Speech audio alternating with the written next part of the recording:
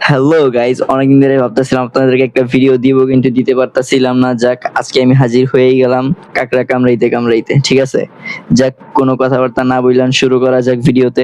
Guys, অনেকদিন ধরে ভাবতেছিলাম একটা অদ্ভুত রেসিপি করব, তাই কাকড়ার 14 গোষ্ঠীকে আমি আমার বাড়িতে দাওয়াত দিয়ে আনলাম। তারপর আমরা গামলাকে নামিয়ে দিলাম কাকড়ার মধ্যে এবং আমরা কাকড়াগুলোকে মেকআপ করার জন্য প্রসেসিং করছি। এবং উগান্ডা থেকে আমরা এনেছি চোষনার ছেলে ফয়সাল ভাইকে এবং তাকে নিয়োজিত করে দিয়েছি কাকড়া মেকআপের কাজে, এবং তারা তাদের কাজটা খুবই অমনোযোগের সাথেই করছিল।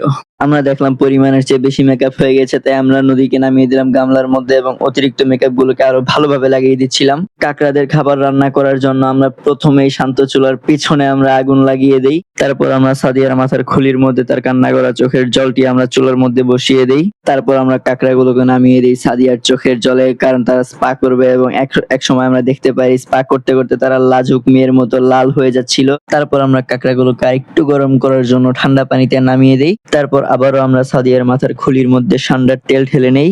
তারপর আমরা সাদিয়ার খুলির মধ্যে পোস্টমর্টম করে রাখা পেঁয়াজের টুকরোগুলোকে ছেড়ে দেই। তারপর আমরা ঠান্ডার ডান্ডা দিয়ে পেঁয়াজগুলোকে আমরা চিনি ছাড়া ভালোভাবে একটা লাড়া দিলাম। তারপর সাদিয়া আলামিয়া সুরাইয়ার গাল থেকে কোদাল দিয়ে কুবিয়ে আনা মেকআপের গুঁড়োগুলোকে আমরা এই বিশেষ সিমেন্টের ঢালাইয়ের সাথে ঢেলে দিই গামলাতে।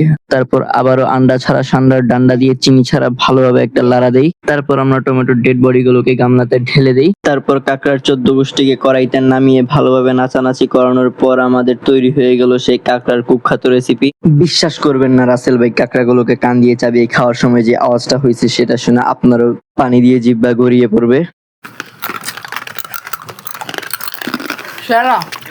খা খা।